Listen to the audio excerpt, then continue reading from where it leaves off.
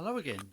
Today we're going to be working in the hangar, and I'm going to try and show you the operation of the Abba Skylift, which I have bought to use on the two Royal Enfield Hunters. Now, Abba don't list the Royal Enfield Hunter, so this was very much you've just got to buy it and see if you can get it to work. I did send off for details from them to see if it would fit. They sent me a drawing showing the dimensions, but that was a bit unclear. I rang the young woman down in Essex, and she said that the dimension I wanted seemed to be okay, but I'd been looking at various ways of getting the bikes up to work on them for about a month, and none of the solutions seem to really work in this small area that I have here. But then I came across the Abba and I thought, well, I'd get in touch with them. And then below me, Tim, one of my friends on the channel, he sent me a link to Tiger Nest, who had bought one of these for his Classic 350 Reborn. And I thought, well, if it fits his bike, then it may well fit the Hunter, because the Hunter is similar, but the frame is different on the Hunter, as you probably are aware. Different geometry, and the key dimension is the height of the swinging arm pivot, which I'll just come down and show. This is the Abba tucked into the corner of the hangar. Just come around this way. The Abba the lighting's not very good in here. Let's try over this side. The Abba Skylift attaches either side the swing arm on these bolts. Now you can get the fittings, that's easy. This is a 24mm fitting on the brake side, and on the other side it's 21mm, so that's no problems. It's the height from that center to the floor, and it's very tight. It is just on the dimension that they have made it to. So it does work, and I shall attempt to show that soon. But if you really want to see this in operation, then go to Tiger Nest, his channel, and see it in operation on his Classic 350, because he's done an absolutely superb video of it in use in all its guises, the front end up, the back end up, and level. So I won't reproduce all that. I should just show you specifically for the Royal Enfield Hunter, and a slightly different arrangement that's necessary for that. So yes, the Skylift does tuck away into the corner quite neatly. It's not all broken down, it's just easy to wheel out. But first of all, we've got to get one of the bikes out so I've got enough space to work on. So join me in a moment. Right, we're back, and Spitfire is under its Oxford Stormex cover, which I also had to buy because I knew I'd have to put the bike out, and that's the medium size in case anybody is interested. Quite bulky, but it's good for outside use. If you wanted to go touring, I think it'd be a bit bulky to pack into a pannier or box. However, back inside the hangar we now have some space, and we'll move over here, and so we're going to lift Hurricane. And this is the unit tucked away into the corner. This is the Skylift. Just move it out of the way into its operating position. Unfortunately, you can't have the center stand or the prop stand down to do this, so you have to be rather careful because you're supporting the bike as you attach it. This is the other side. This is the unit that goes on the other side, and that pops onto this here. This is one of the fittings.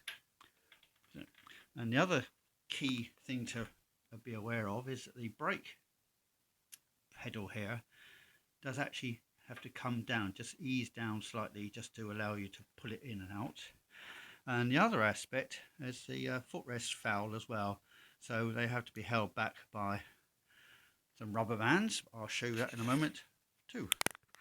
This is the fitting that goes on the brake side. That's 24 millimeters diameter, inside diameter, and that's how it pushes onto the part of the stand. And the gear change side is similar, but 21 millimeters. Now down here, now I've got the footrest pulled back with the strong rubber band. That just tucks it out of the way. And to get this onto here, you just have to, in fact it goes onto the unit here, pushes into that, ready for assembly. So that's that part. And move over this side.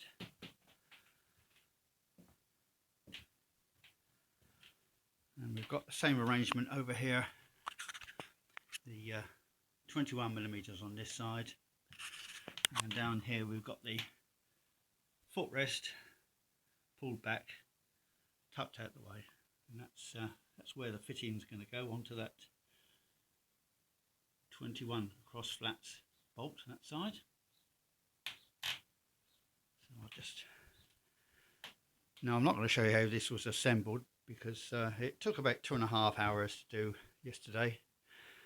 Fairly straightforward. The instructions are excellent, in full colour, and there's also YouTube videos on their website, Abba Stand's website.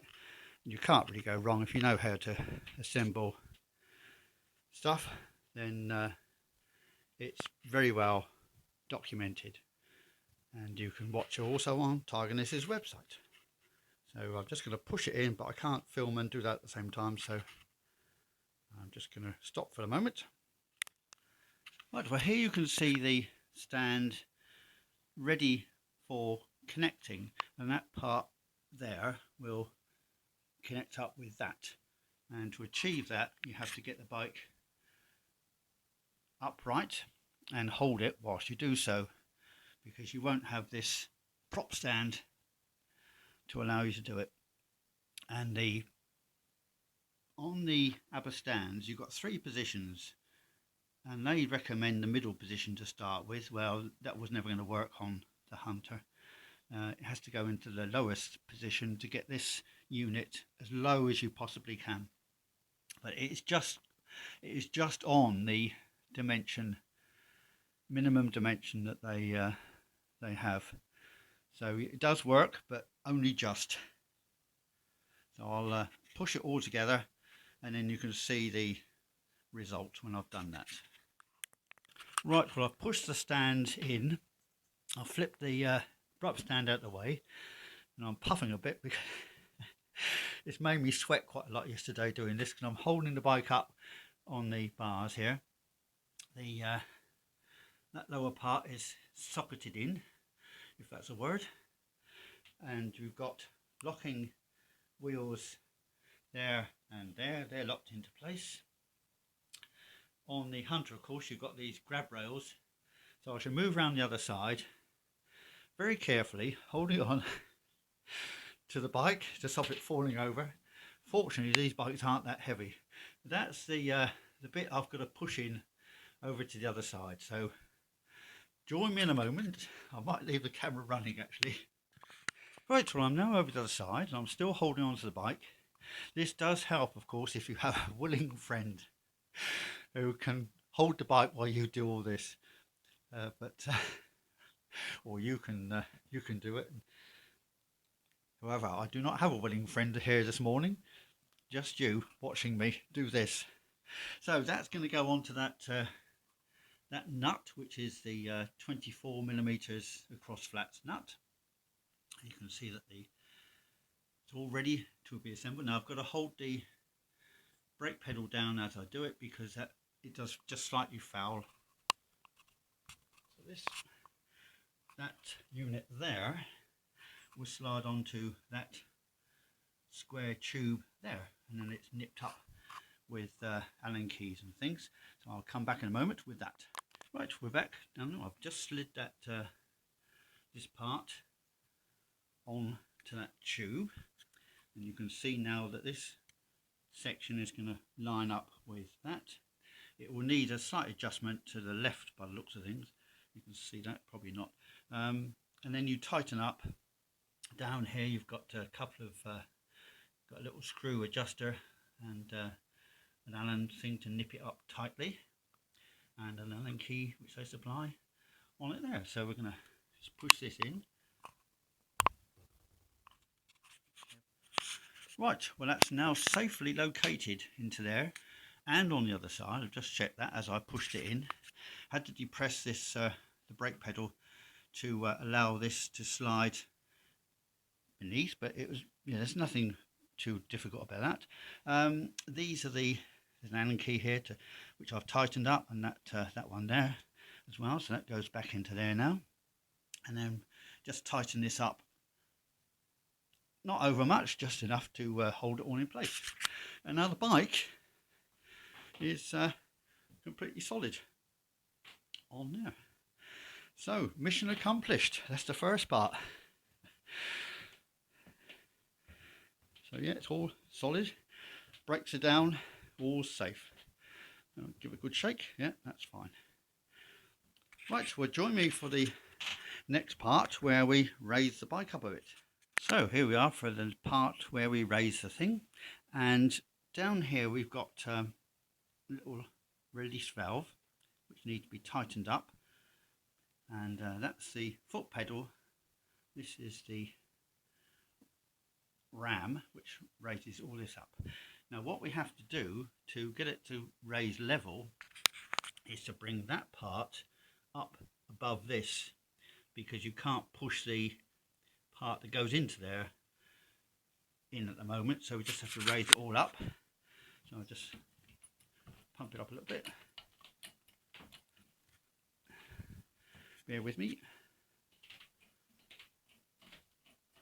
So the bike's just coming up, that part's just coming up above that. So if we go over here, we've got this part, and this allows us to bring the bike up level and fitted at the end. It just fits in now. Just at the end here we've got a bobbin, as it's called, and I've got to clamp this up. There's a little screw up here. Now here we've got locking pin, but I don't think I've got a place where I can pop it through yet. No, so you lock these into place through these holes. So at the moment we've got to keep one out of the way and just nip this up. I'll push it back as far as I can. I'll just nip that up.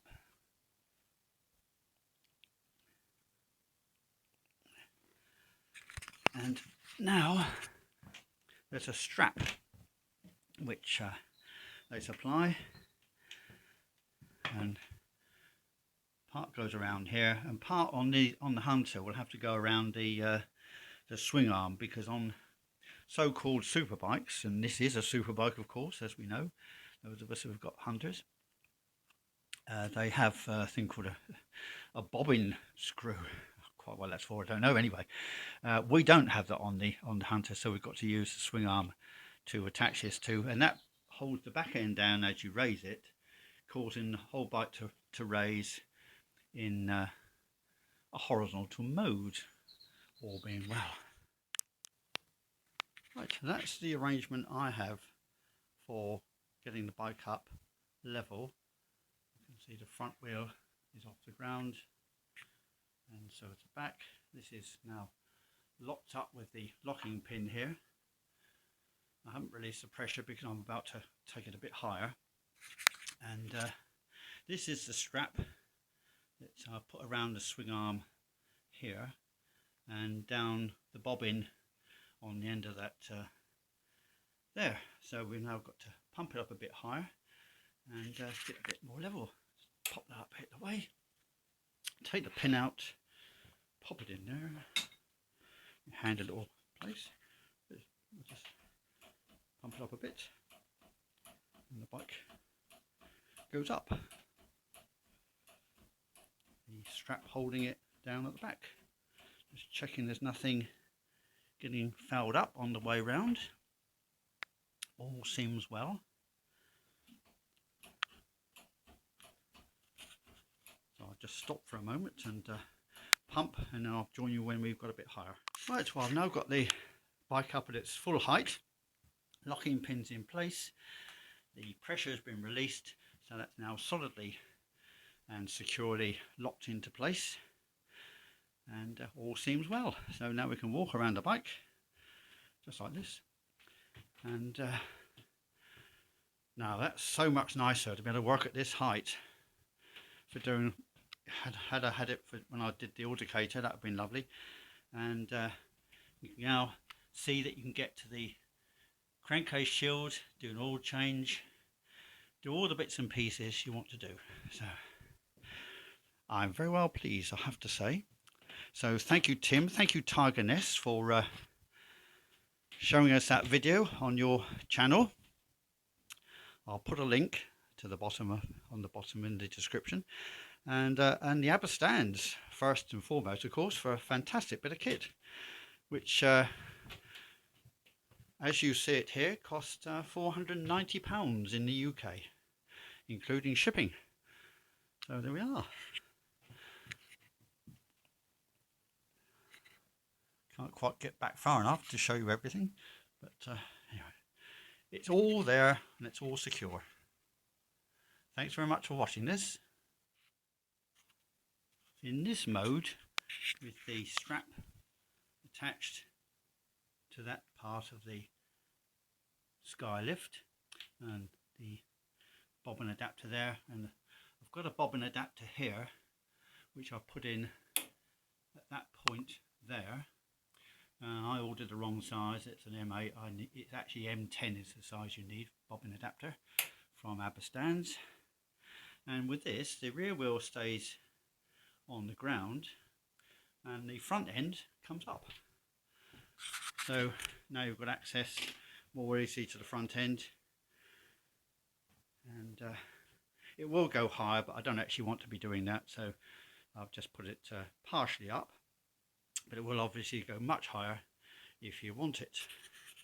So that's the other mode, and the other mode of course is to have the front end on the ground and the rear end up, but that's the simplest way, because you don't have to do anything then, it just automatically comes up, so no straps are required for that. So that completes my demonstration of the Abba Skylift on the Royal Enfield Hunter.